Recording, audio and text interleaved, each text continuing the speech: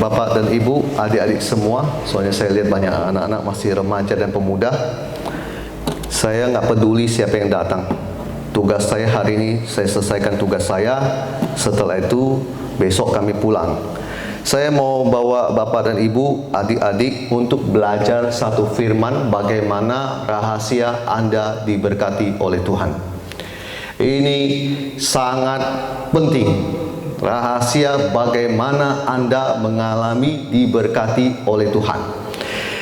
Yaitu rahasianya adalah takut akan Tuhan. Fear of God. Takut akan Tuhan. Rahasia ini penting sekali buat adik-adik, Bapak dan Ibu ketahui. Kenapa? Karena kunci dari Anda berhasil, saya mau bilang, tidak ada yang lain kecuali takut akan Tuhan. Anda boleh ikut seminar motivasi, Anda boleh ikut seminar ini, itu, dan sebagainya.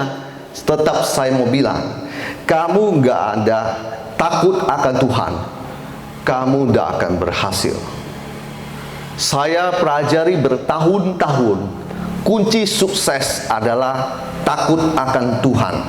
Mari kita nanti akan belajar ada 5 hal akibat dari Anda takut akan Tuhan. Tapi sebelumnya saya akan ngomong tentang takut akan Tuhan. Bapak dan Ibu, takut akan Tuhan hari-hari ini jarang pendeta mau ajarkan. Pendeta selalu ajarkan kunci sukses, tetapi tidak menyatakan takut akan Tuhan.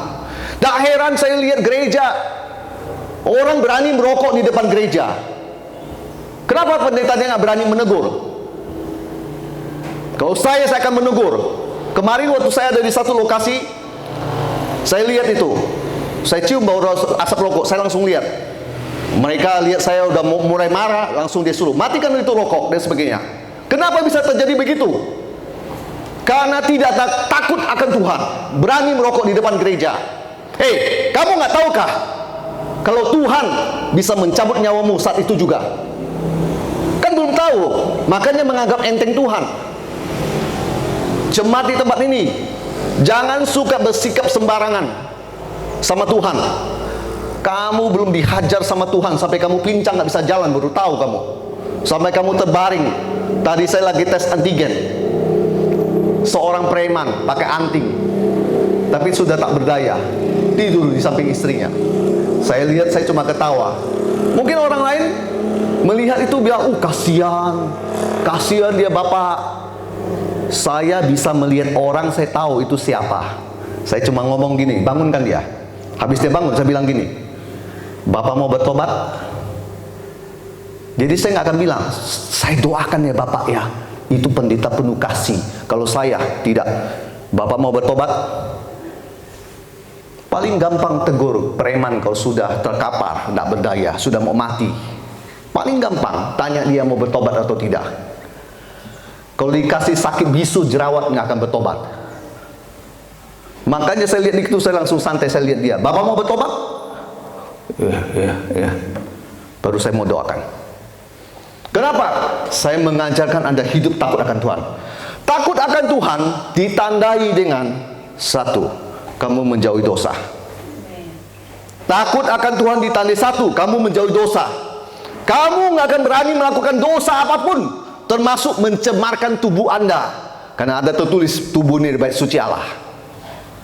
Sebab itu asap rokok, minuman keras, judi, penipuan, pencurian, pembunuhan. Kalau kamu takut akan Tuhan, kamu nggak akan berani melakukan itu. Bukan takut dengan polisi, bukan takut dengan aparat, bukan takut orang tua marah, bukan takut akan Tuhan, menjauhi kejahatan. Yang kedua, takut akan Tuhan selalu ditandai dengan pada saat kamu ibadah ke gereja, kamu nggak akan sembarangan. Amin. Amin. Remaja pemuda, saya ajarkan Anda dari kecil, dari Anda sekarang remaja, saya ajarkan Anda. Orang yang takut akan Tuhan pergi ke gereja, uang persembahannya pun sudah dia persiapkan. Itu takut akan Tuhan. Saking siapnya, uang persembahan pun dia persiapkan. Saya ada pelayanan di Kalimantan Barat. Karena saya orang Kalimantan Barat, saya pelayanan di sana, ada lebih dari 15 sinode yang bisa bekerja sama dengan saya bisa pelayanan di gereja apapun. Saya sudah bilang tadi, lebih dari 15 sinode. Jadi bukan GKS saja, ada GBI, GPDI, apa dan sebagainya. Pokoknya banyak, 15, hitung aja 15. Setiap kali saya masuk, saya langsung ngajar kepada jemaat. Jemaat yang singers WL datang ke depan panggung dengan berpakai sandal jepit, saya langsung tegur. Besok jangan kau muncul lagi dengan sandal jepit. Kalau kamu nggak mampu beli, kasih tahu Om mampu beli buat kamu. Kenapa? Saya mengajarkan mereka untuk hidup takut akan Tuhan. Kalau kamu ke sekolah, ke pesta, kamu bisa berpakaian rapi. Kenapa untuk raja kamu nggak bisa berpakaian rapi? Hah? Kenapa nggak bisa? Berpakaian kadang ini robek-robek, datang masuk ke gereja. Sekali lagi saya bilang, Om bisa kasih kamu baju, kasih tahu aja ukuranmu berapa. Saya kirim 2 dus baju. Bukan karena saya kaya, karena saya mau jemaat diajarkan untuk hidup takut akan Tuhan. Baju sebelum ibadah sudah siap rapi, nggak pakai kotor-kotor. Sudah mandi dulu, sudah persiapkan uang persembahan, sudah mempersiapkan hati, baru masuk ke gereja. Amin. Amin anak muda. Suaranya lebih kalah sama saya, usia 45. Amin anak muda. Itu tadi, takut akan Tuhan. Ditandai dengan kamu masuk ruang ibadah, sudah begitu. Yang ketiga, kalau kamu percaya Tuhanmu itu ada, kau percaya Dia Allah Maha Hadir, Yehova Shammah, Tuhan hadir, Tuhan Maha Hadir, Dia dimanapun dan Dia ada dimanapun dan sebagainya. Tuhan memperhitungkan setiap orang yang datang ke gereja, selalu dia nggak terlambat dan tepat waktu. Saya selalu ajarkan kepada warga masyarakat di Kalimantan Barat, di orang Dayak pedalaman. Mereka boleh ada di kampung, tetapi mereka selalu tepat waktu, belajar tepat waktu, belajar tepat waktu. Kalau kamu hormat sama Tuhan, Bapak Presiden Jokowi Widodo masuk ke sini, kamu nggak akan terlambat. Saya percaya kamu nggak akan terlambat. Tapi kalau Yesus, Raja di atas segala raja, hadir di sini, masa kamu terlambat? Kenapa? Karena nggak kelihatan Tuhan. Anda salah. Yehova Shammah, Tuhan Maha Hadir. Amin. Maka jangan terlambat. Tepat waktu. Saya pelayanan sudah belasan tahun lah ya. Kalau bilang berpuluh tahun mungkin belum lah ya. 10 tahun ke atas. Dimanapun saya pelayanan, saya selalu bilang jangan kita terlambat. Saya bilang sama istri saya, selalu saya ingatkan itu, jangan kita terlambat. Kenapa? Saya mau memelihara hidup saya tetap terkoneksi dengan Tuhan baik. Walaupun beberapa orang bilang itu karakter. Bapak dan Ibu, hormati Tuhan, takut akan Tuhan, Anda tidak akan mau berusaha untuk terlambat terus. Jadi jemaat, belajar. Besok di gereja masing-masing dimanapun Anda berada, Anda ingat, jangan suka terlambat. Hormati Tuhan, takut akan Tuhan. Tadi saya sudah bilang. Takut akan Tuhan ditandai dengan ketika firman disebarkan, kamu responnya apa? Nganggap enteng atau tanggap serius? Sebenarnya Anda mau tanggap enteng tuh bisa, Anda mau tanggap serius juga bisa. Tuhan Maha tahu.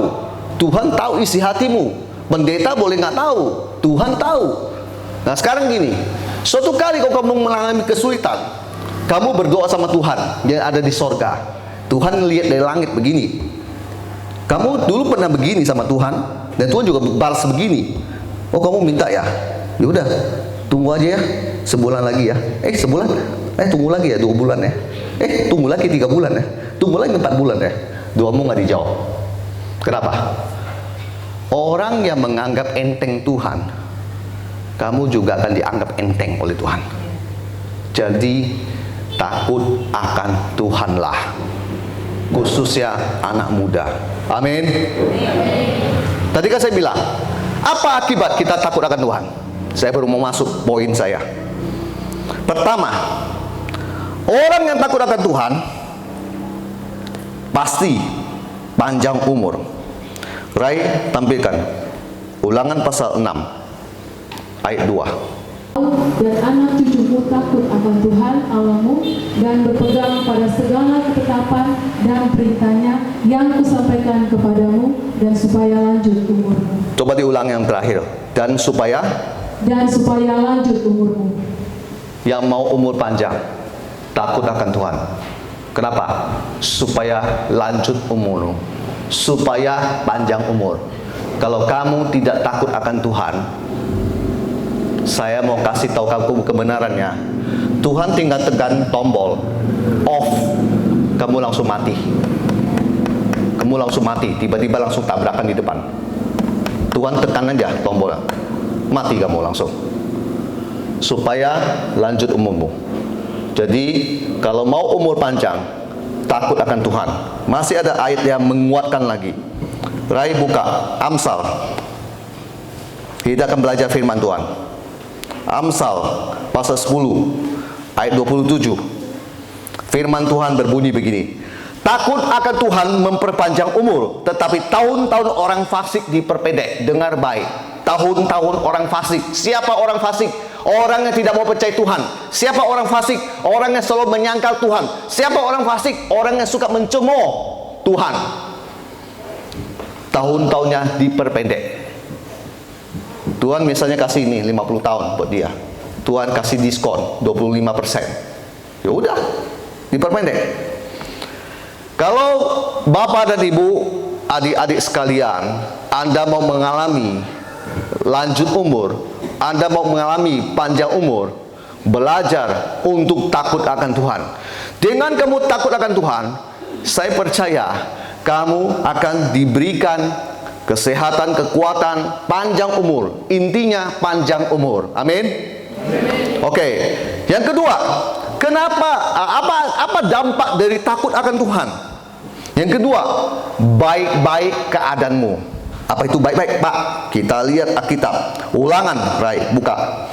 Pasal 6 ayat 24. Susan berdiri, baca. Ulangan pasal 6 ayat 24. Ulangan pasal 6 ayat yang ke-24. Tuhan Allah kita memerintahkan kepada kita untuk melakukan segala ketetapan itu dan untuk takut akan Tuhan Allah kita, supaya senantiasa baik keadaan kita. Diulang lagi, supaya senantiasa baik keadaan kita. Stop, ulang lagi, supaya jemaat terbuka telinganya. Supaya senantiasa baik keadaan kita dan supaya Ia membiarkan kita hidup seperti sekarang ini. Bapak dan Ibu, lihat saya semuanya. Kenapa ada orang kecelakaan ini? Ini kecolongan maling. Ini ayamnya hilang. Ini kena ini lagi. Dan banyak hal. Kalau ditanya, saya kan sudah Kristen, Pak. Saya bertahun-tahun ikut Yesus. Tetapi hidupnya tidak takut akan Tuhan.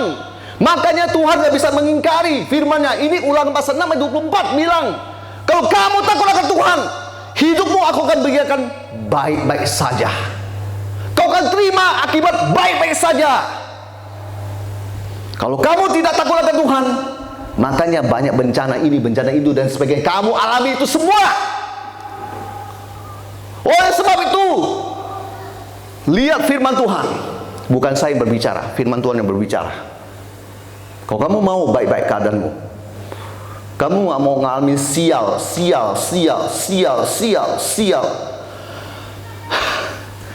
Takut akan Tuhan, Pak, Bu. Seperti tadi saya bilang, datang ke gereja aja, tiap kali pakai sandal jepit di sini, ya ampun. Orang lagi nyanyi, dia malah ngobrol di belakang. Orang lagi ibadah di luar, dia ngerokok, sebut asap.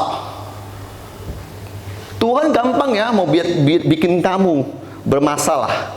Jadi jangan coba-coba dengan tangannya lebih besar ada di atas. Kau ditekan, kau kecil, kau ditekan, mati kamu. Kepada yang suka masih melakukan begitu, saudaranya atau siapapun, kasih tahu, kau pulang kasih tahu, Bang, hati-hati Bang.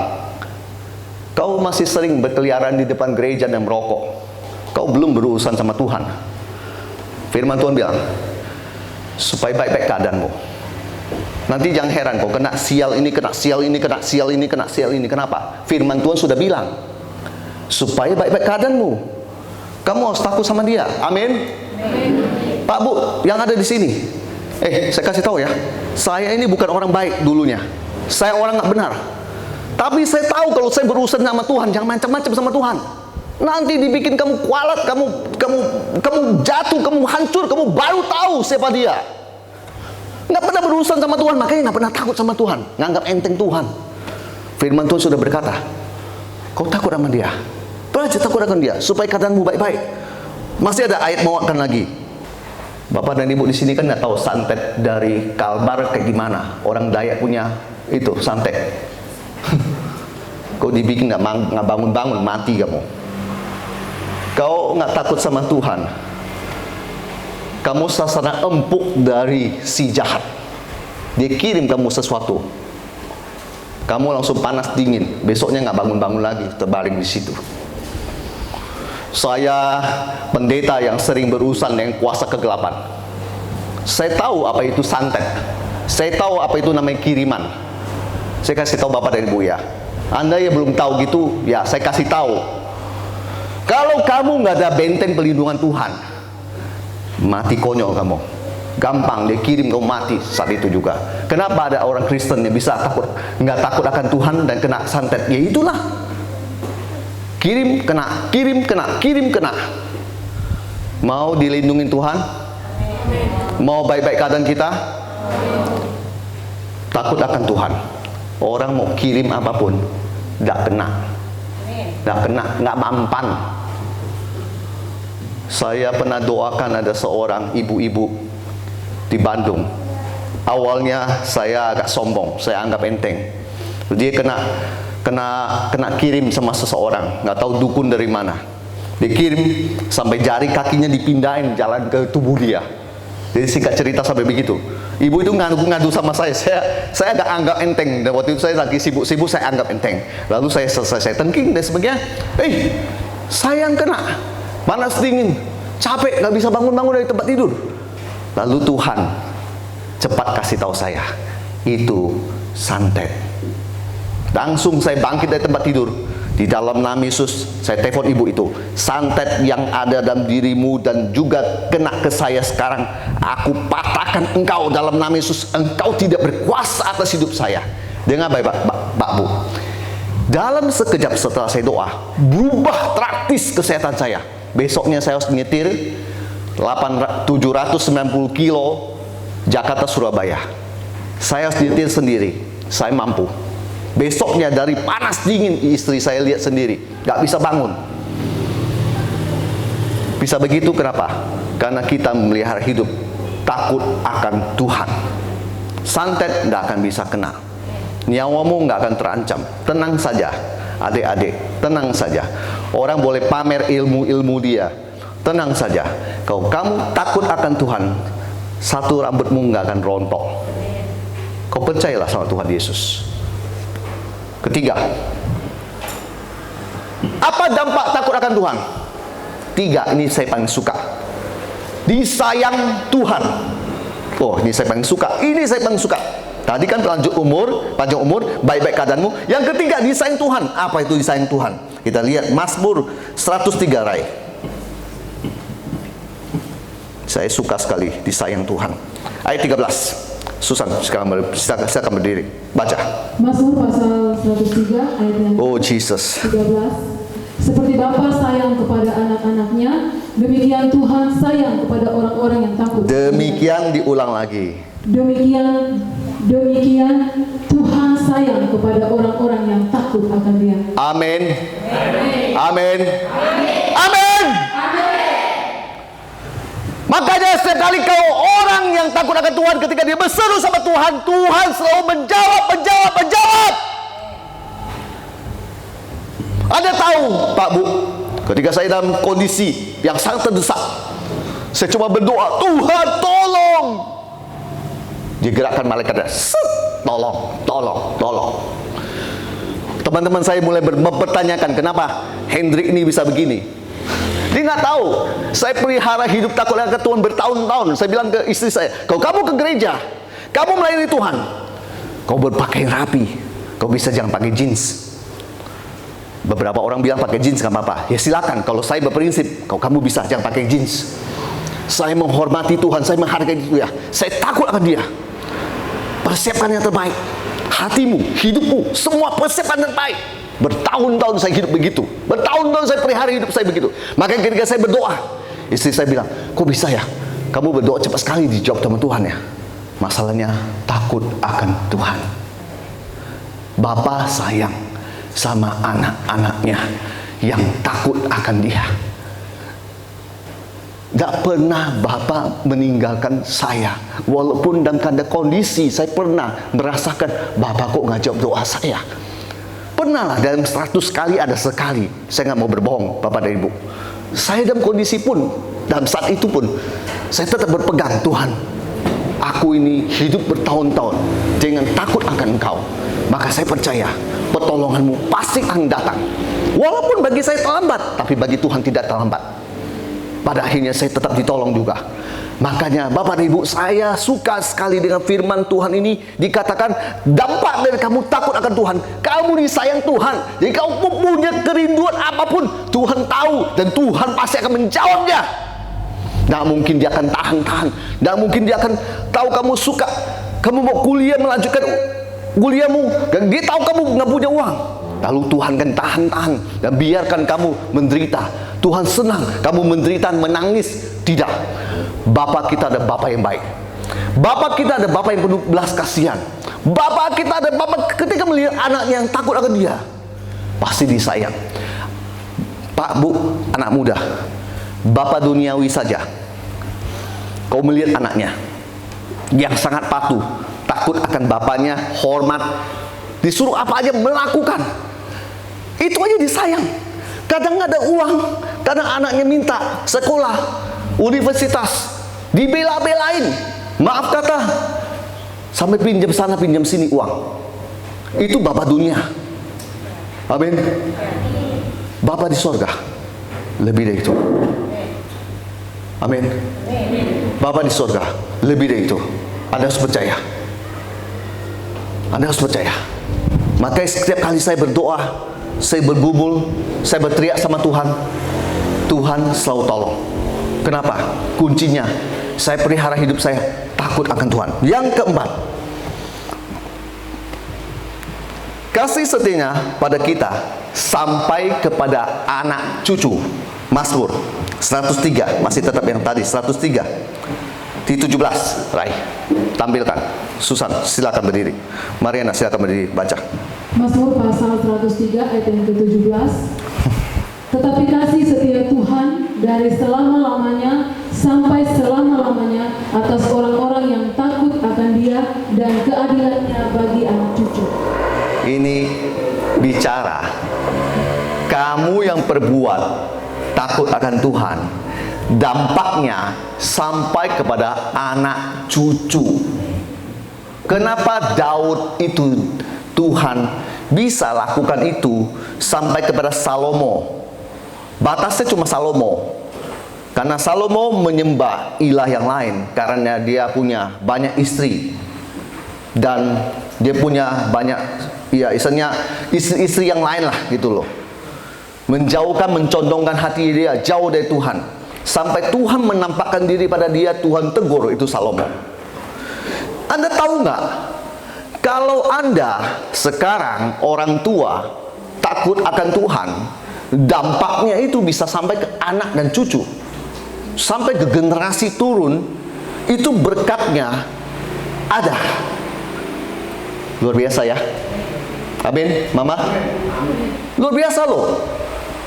Kalau Anda sebagai papa atau mama, Anda mungkin hidupnya sederhana, tetapi karena kamu takut akan Tuhan, kau pelihara itu takut akan Tuhan, akibatnya generasi pertama, generasi kedua, kasih setia Tuhan tetap menyertai.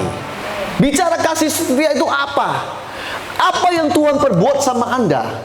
Di keturunan Anda pertama, kedua, dia akan lakukan hal yang sama. Makanya dia bilang dari selama-lamanya sampai selama-lamanya. Luar biasa, aduh luar biasa. Hina baraya matapaya. Hona makatapaya barah. Aku percaya Tuhan, aku percaya. Keturunan-keturunannya diberkati. Pak Bu, sekarang saya mau kasih tahu Anda, mama saya ada di Kalimantan Barat sekarang. Usianya 76 tahun. Papa saya kurang lebih hampir 80 tahun. Sudah tua. Ini dua orang sudah, maaf kata, lanjut umur. Tetapi saya boleh melihat, mama saya adalah seorang guru sekolah minggu. Dia mengepalai banyak guru sekolah minggu, ada mungkin 10 orang atau 8 orang. Satu guru sekolah minggu mengajar kurang lebih kelasnya ada sekitar 30 sampai 40 anak. Kalau yang kelas besar, yang kelas kecil mungkin 20 orang. Jadi mama saya ada di atas guru sekolah minggu itu semua. Mama saya selalu memelihara hidupnya, mencintai Tuhan dan pekerjaan Tuhan. Setiap ada hamba Tuhan datang ke rumah, dia nggak akan cuma biarkan orang-orang itu pergi berlalu begitu saja. Kalau namanya makanan kecil dan bungkusan yang dibawa pulang, itu sudah pasti. Tetapi yang saya mau bilang lagi, mama saya selalu lihat, kalau penginjilnya kasihan, dia nggak segan-segan, dia ke belakang, dia ambilkan dompet dia, dan dia keluarkan uang, dia kasih. Beberapa orang bilang, ya karena orang Chinese ada uang. Entar dulu, Pak Bu, entar dulu. Saya mau kasih tahu Anda, ini bukan masalah Chinese atau orang asli Sumba atau dimanapun, orang Sunda atau orang apapun. Ini berbicara hati. Amin. Ada orang Sumba, saya lihat, PNS, punya usaha, punya ini, punya itu, tapi pelitnya luar biasa. Luar biasa pelitnya. Mama saya begitu. Tahu nggak Bapak dan Ibu?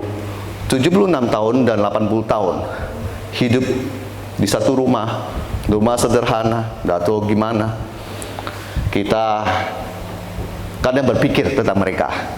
Walaupun setiap bulan saya selalu mengirim, saya hamba Tuhan, tapi saya tetap memberkati mama saya. Saya tetap mengirim uang, tapi pemeliharaan Tuhan, saya lihat orang sudah tua, tetap aja ada orang kasih makan, kasih baju, kasih apa, itu banyak. Satu bulan banyaklah yang ngasih-ngasih. Pertanyaannya, Pak Bu, kok bisa begitu? Kenapa bisa begitu? Perbuatan dia dulu takut akan Tuhan. Amin. Amin. Makanya saya bilang, kalau orang tua sekarang memelihara hidup takut akan Tuhan, dampaknya ke generasi demi generasi yang terakhir. Takut akan Tuhan, dampaknya apa? Kamu punya hikmat. Hikmat sekarang itu yang dicari sama orang-orang dunia. Tuhan memberikan secara gratis kepada Salomo, sehingga dia menjadi orang yang pintar, luar biasa. Tuhan yang sama juga bisa memberikan pada kita, supaya kita berhikmat. Ada amin. Saya percaya hari-hari ini Anda boleh sekolah, tetapi ketika Anda tidak hidup takut akan Tuhan, maka saya mau kasih tahu Anda begini, satu hal. Sekolahmu, apapun yang kamu lakukan, tidak akan berhasil. Nilainya pasti anjlok. Firman Tuhan, tampilkan Ray. Mazmur 111 ayat yang ke-10. Tampilkan. Permulaan hikmat adalah takut akan Tuhan. Saya ulangi lagi. Permulaan hikmat adalah takut akan Tuhan. Semua orang yang melakukannya berakal budi yang baik, puji-pujian kepadanya tetap untuk selamanya. Kemudian tampilkan lagi Ray. Amsal pasal 1 ayat 7. Mariana silakan berdiri dan membacanya. Amsal pasal 1 ayat 7. Amsal pasal 1 ayat yang ke-7. Takut akan Tuhan adalah permulaan pengetahuan, tetapi orang bodoh menghina hikmat dan didikan. Dengar baik. Takut akan Tuhan adalah permulaan pengetahuan. Jadi kalau Anda mau dapat hikmat, Anda mau pinter, Anda mau sukses di dalam pengetahuan, Anda mau dipakai oleh Tuhan di bidang pengetahuan dan studi, universitas, dimanapun kamu mau sekolah, firman Tuhan sudah bilang, kamu harus takut akan Tuhan. Dengan kamu takut akan Tuhan, otakmu ini Tuhan berkati. Amin. Dengan kamu takut akan Tuhan, kamu kalau kerja di perusahaan, kamu pasti akan dapat nomor 1 dipromosikan. Sedangkan saya mau bilang, orang yang tidak takut akan Tuhan pasti merorot terus. Akibatnya dipecat dari perusahaan. Saya mau bilang, orang yang memelihara hidup takut akan Tuhan, hikmat dari Tuhan, nggak usah bilang, Tuhan berikan ku hikmat. Kamu cukup satu aja, kau lakukan takut akan Tuhan. Itu diberikan langsung. Diberikan langsung. Kenapa? Karena sudah tertulis. Tuhan melakukan yang tertulis di firman-Nya. Tuhan nggak asal-asalan. Ini yang tertulis, Tuhan lakukan. Kau nggak usah bilang, Tuhan berikan ku hikmat. Berikan ku hikmat. Setiap kali saya dengan teman-teman tim pelayanan anak muda, selalu doanya minta apa? Sukses dalam sekolahnya, studinya. Saya mau tahu, kasih tahu. Cukup kamu satu. Kamu takut akan Tuhan. Nanti kamu diberkati. Pikiran kamu bisa berpengetahuan, berhikmat, dan kamu kalau sekolah gampang kamu cerna pelajaran itu, kamu akan gampang kamu bisa melakukannya. Kenapa? Sekali lagi saya bilang, karena tertulis begitu. Saya rindu membawa umat Tuhan yang hadir malam ini, sore ini, maaf, untuk Anda belajar hidup takut akan Tuhan. Mau kamu hidup akan takut akan Tuhan, pertama, kamu panjang umur. Kedua, kamu akan baik-baik keadaanmu, nggak banyak dapat kesialan dan lain sebagainya. Yang ketiga, akan disayang Tuhan. Ini saya ulangi kesekian kali, saya paling suka ini. Keempat, kasih setia Tuhan kepada kita akan sampai kepada anak cucu. Kelima, hikmat dari Tuhan akan turun ke atasmu, memberkati engkau. Tes PNS, lulus. Lakukan apa? Lulus. Ini lulus. Kuncinya takut akan Tuhan. Mendaftar di universitas ini, goal. Mau kerja di sini, goal. Kenapa? Takut akan Tuhan. Amin. Mau hidup takut akan Tuhan? Mau. Kecil suaranya. Mau hidup takut akan Tuhan, anak muda? Puji Tuhan. Tuhan Yesus, Engkau baik. Kau luar biasa Tuhan. Kau mengajarkan jemaat di tempat ini untuk mereka hidup takut akan Tuhan. Aku sudah selesai Tuhan. Sebelum kau selesai, Tuhan, aku mau berkata Tuhan, Kau yang pimpin umatmu, jemaatmu untuk mengerti akan firman-Mu dan melakukannya. Terima kasih Tuhan Yesus, Kau baik, Kau luar biasa. Dalam nama Yesus kami mengucap syukur dan berdoa. Amin.